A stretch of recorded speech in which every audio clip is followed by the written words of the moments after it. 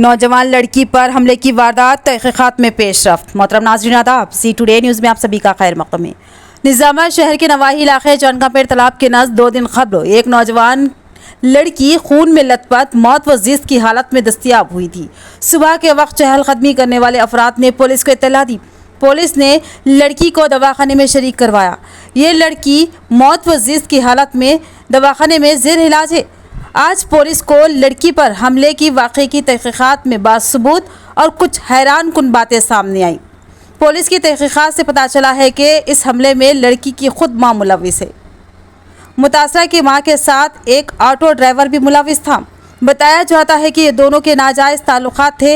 इन ताल्लुकात का बेटी को इल्म हुआ तो मां ने अपनी ही बेटी को रास्ते से हटाने के लिए मंसूबा बनाया और मंसूबे के तहत मां और उसका आशिक ने लड़की पर हमला कर दिया और उसे कत्ल करने की कोशिश की।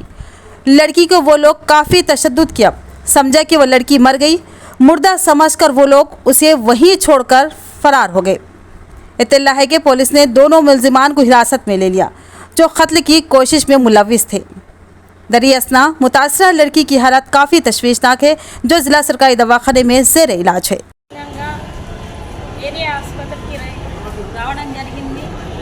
జరిగిన సంఘటన మైనర్ బాలికపై దాడి చేసి నిజాం సాగర్ గట్ట పైన పడేసిన సంగతి అందరికీ తెలిసిందే.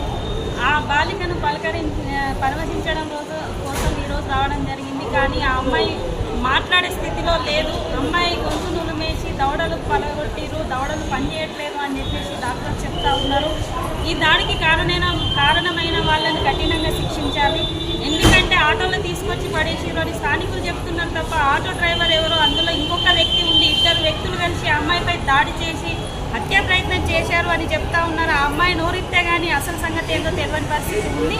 కాబట్టి ఇట్లాంటి సంఘటనలు ఈ మే నెలలోనే దాదాపు నిజామాబాద్ జిల్లాలో 7-8 జరగడం మనం అందరం చూస్తూ ఉన్నాం. కాబట్టి ఏదైతే పోలీస్ శాఖ ఉందో ఈ దాడులకు పాల్పడుతున్న వాళ్ళ పైన ప్రత్యేక శ్రద్ధ పెట్టి వాళ్లకు కఠినంగా శిక్షించాలని చెప్పేసి ఐఫా మహిళా సంఘంగా డిమాండ్ చేస్తూ ఉన్నాం. ఈ అమ్మాయి విషయంలో కూడా ఎలాంటి కారణాలు ఉన్నాయో, ఇంకా ఎలాంటి సంఘటనలు జరిగాయో తెలుసుకోవడం కోసం మా వంతుగా కూడా మేము ప్రయత్నం చేస్తామని చెప్పేసి విజ్ఞప్తి చేస్తున్నాం. పోలీస్ శాఖకు ఐఫా మహిళా సంఘంగా తరఫున విజ్ఞప్తి చేస్తూ ఉన్నాం. ప్రత్యేక దృష్టి పెట్టాలని, ఆ అమ్మాయికి న్యాయం జరిగే విధంగా చూడాలని చెప్పేసి కోరుతాము.